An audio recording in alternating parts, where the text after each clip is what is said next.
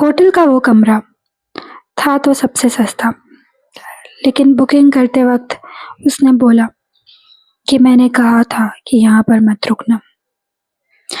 लेकिन जब रात के 2:17 पर लैंडलाइन की फ़ोन बजी तो श्रुति को समझ आ गया कि अब तो बहुत देर हो चुकी है। सो हाय एवरीवन, मेरा नाम है सृष्टि एंड मैं वापस आ गई हूँ आपके लिए एक बहुत रियलिस्टिक थ्रिलिंग हॉरर स्टोरी लेके। तो चलिए आज की स्टोरी को शुरू करते हैं। आज की जो हमारी स्टोरी है ये है एक होटल के हॉन्टेड रूम के बारे में, रूम नंबर 307। एंड कहा जाता है ना, कई बार जो लोग बातें बोल रहे होते हैं वो बस अफवाहें नहीं होती है। इस स्टोरी में हम जानेंगे कि श्रुति के साथ ऐसा क्या होता है कि उसे वो बात समझ में आ जाती है। श्रुति एक 25 साल की एक इंडिपेंडेंट लड़की थी जो कि बैंगलोर में एक सॉफ्टवेयर कंपनी में काम किया करती थी। वो अपने पेरेंट्स की एक लौटती बेटी थी एंड उसे अपने मम्मी पापा के लिए सब कुछ करना था। वो काफ़ी हार्ड वर्किंग थी और वो बैंगलोर में अकेले अपने पीजी में रहा करती थी एंड उसके मम्मी पापा भी अक्सर उसके पास से आया जाया करते थे और श्रुति हर एक चीज़ अपने मम्मी पापा से शेयर करती थी। एक बार श्रुति को किसी काम से दूसरे जगह जाना पड़ा, दूसरे शहर में। एंड उस शहर में जब श्रुति पहुंची तो ये जो काम करती थी इसे कंपनी की तरफ से कोई भी रहने की जगह नहीं दी गई थी एंड श्रुति को वहाँ पहुँचते पहुँचते काफ़ी रात हो गई थी।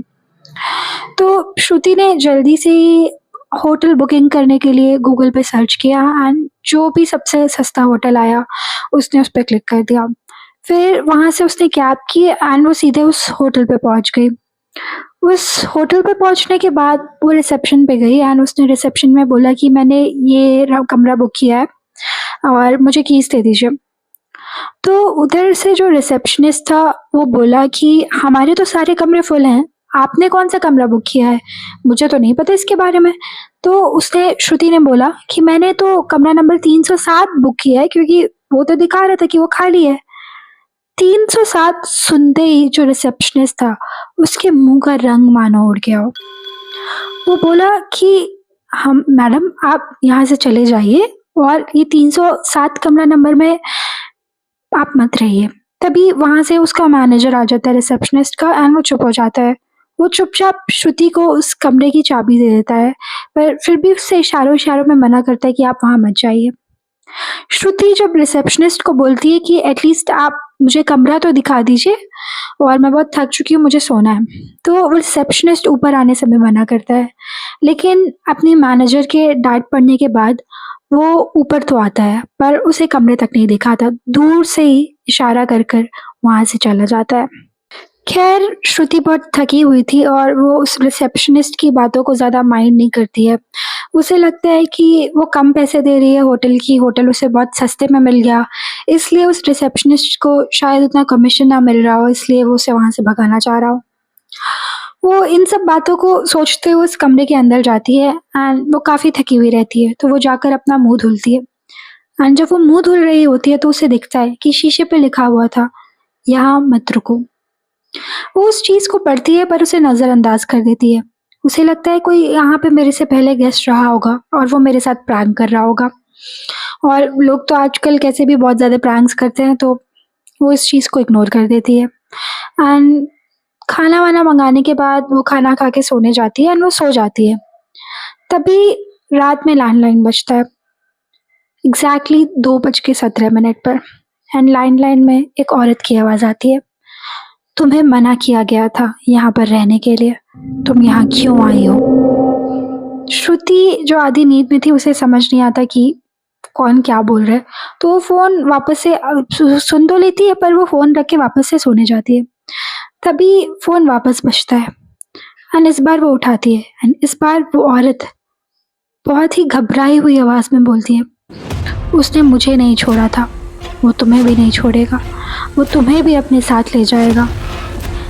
ये सब सुनने के बाद इसके पहले कि श्रुति कुछ बोल पाती, फ़ोन अपने आप ही कट जाता है।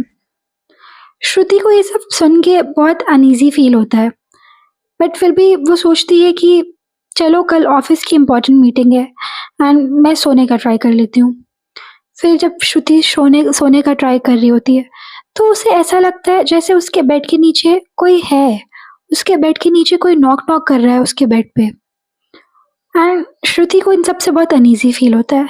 फिर थोड़ी देर बाद जब श्रुति सो रही होती है, उसके जो ब्लैंकेट रहता है, वो पकड़ के कोई खींच देता है। जैसे कोई श्रुति के बगल में साँस ले रहा हो। बहुत सारी हॉन्टिंग्स श्रुति एक्सपीरियंस करती है इस समय पर कैसे भी एक रात इस रूम में गुजार कर वो डिसाइड कर लेती है कि नेक्स्ट डे मैं इस होटल रूम में नहीं रहूँगी, चाहे मुझे कितने और भी पैसे देने पड़े। जैसे ही रिसेप्शन पे कोई आता है, वो तुरंत उस कमरे से चेकआउट करती है एंड तुरंत एक कैब बुलाती है ताकि वो अपनी मीटिंग पे जा पाए एंड वो सोचती है कि होटल का तो वो इसके बाद कैसे भी देख लेगी, कोई और होटल ले ही लेगी एक्स्ट्रा पे करके। तो वो उस मीटिंग के लिए निकलती तो है, लेकिन तभी उसका फ़ोन वापस से बजता है। इस बार वो उसका पर्सनल फ़ोन रहता है।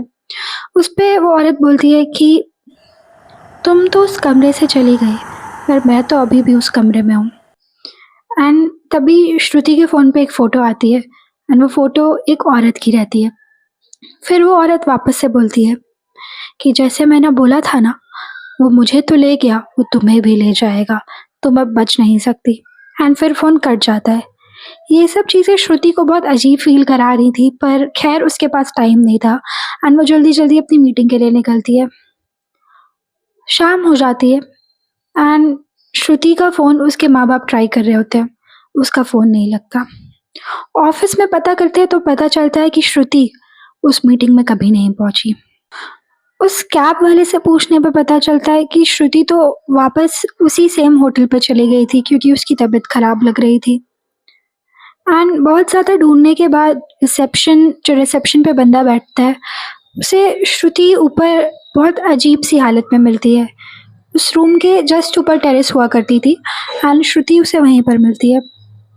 तो उसके मम्मी-पापा को इन्फॉर्म किया जाता है कि श्रुति मिल गई है।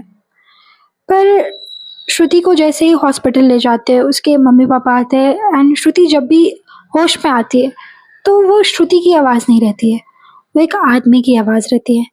एंड वो बोलता है कि मैं इसे अपने साथ ले जाऊँगा, इसने मेरे कमरे में आने की गुस्ताखी की है और अब ये मेरे साथ ही जाएगी। एंड इतना कहने के बाद श्रुति वापस से बेहोश हो जाती है। तो श्रुति के जो मम्मी-पापा हैं, वो उस रिसेप्शनिस्ट से पूछते हैं कि कौन-सा कमरा क्या हुआ? तो वो रिसेप्शनिस्ट बताता है कि हमारा जो होटल है, उसमें का जो कमरा नंबर 307 है, उसमें कोई नहीं रहता एंड मैंने तो उनको मना भी किया था उस रूम में जाने से, पर इन्होंने मेरी बात नहीं मानी। उस रूम में इनसे पहले एक औरत रहने आई थी एंड पता नहीं कैसे बहुत अजीब तरीके से उस औरत की भी मौत हो गई थी एंड पोस्टमार्टम में तो पता चला था कि उस औरत की आँखें निकाल ली गई थी। एंड मैं तो अभी खैर यहाँ 2-3 साल से काम कर रहा हूँ। मैंने कई लोगों को कहते हुए भी सुना है कि उस कमरे में एक आदमी ने भी इससे पहले सुसाइड किया था। ये सब सुनकर श्रुति के मम्मी-पापा को बहुत अजीब लगता है एंड वो लोग रिसेप्शनिस्ट के कहने पे ही एक ओझा के पास श्रुति को ले जाते हैं। ओझा के पास जाने के बाद श्रुति जो अब तक बेहोश थी, जिसकी हालत बहुत ख़राब थी, जो चल नहीं पा रही थी, वो तुरंत अपने आप को अपने मम्मी-पापा से छुड़ाने लगती है, भागने लगती है। पर ओझा उसके ऊपर कुछ मंत्र उच्चारण करता है, फिर वो श्रुति को अंदर लेके आते हैं और उसे एक घेरे में बैठाया जाता है। श्रुति की आँखें एकदम लाल हो गई थीं। फिर वो ओझा श्रुति से सवाल पूछता है कि तुम कौन हो और तुम इसके शरीर में क्या कर रहे हो? तो उधर से जवाब आता है, मैं तुम्हें नहीं बताऊँगा। एंड इसके बाद श्रुति के मम्मी-पापा को वहाँ से जाने को बोल दिया जाता है। वो ओझा श्रुति से सवाल-जवाब करता है और इसके 1 घंटे बाद वो श्रुति के मम्मी-पापा को बुला के बोलता है कि आपकी बेटी के शरीर में 1 नहीं 2-2 आत्माएँ हैं एंड ये जो आत्मा है, ये आपकी बेटी को ले जाके ही रहेगी। तो श्रुति के मम्मी-पापा रोने लगते हैं। वो लोग बोलते हैं, प्लीज़ आप लोग कैसे भी मेरी बेटी को बचा लीजिए और हमारे तो जीवन का जितना भी धन और सुख है, वो हमारी बेटी ही है। हमारे जीवन में मेरी बेटी के सिवा कुछ भी नहीं है। तो वो ओझा बोलता है, ठीक है, पर मुझे इसके लिए थोड़ा और वक़्त चाहिए होगा एंड वो उन लोगों को वहाँ से वापस से जाने को बोलता है। फिर ओझा अपनी जो भी तरीका अपनाता है एंड वो श्रुति के अंदर जो आत्मा थी उससे बात करने का ट्राई करता है।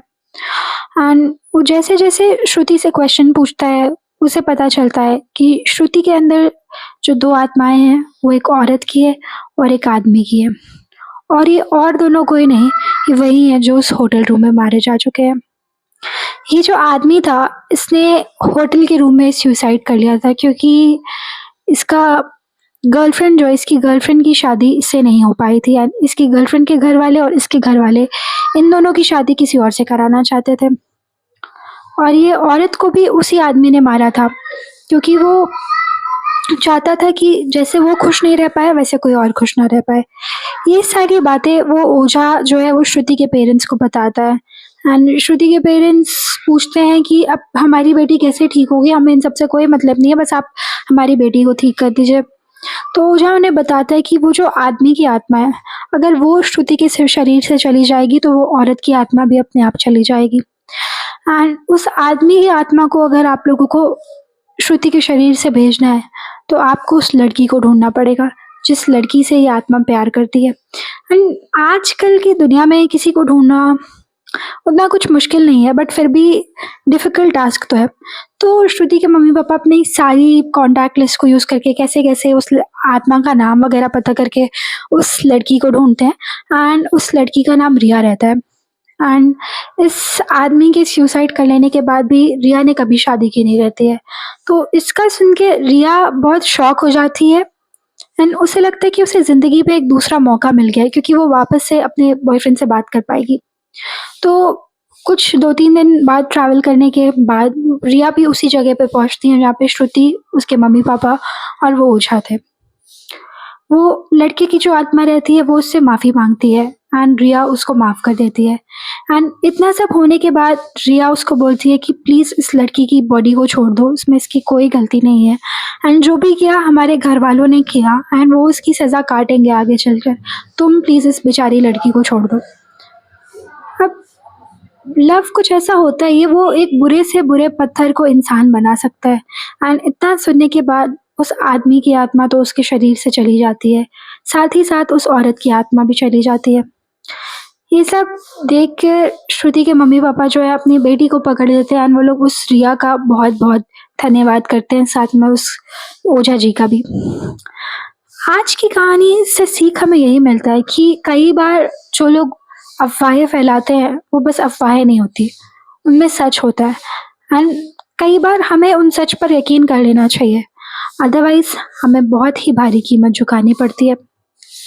अगर आपने ऐसा कुछ एक्सपीरियंस किया है तो कमेंट में लिखना ज़रूर और मुझे सब्सक्राइब करना मत भूलना बिकॉज़ अगली स्टोरी इससे भी रियल होगी। Thank you so much for watching. Bye.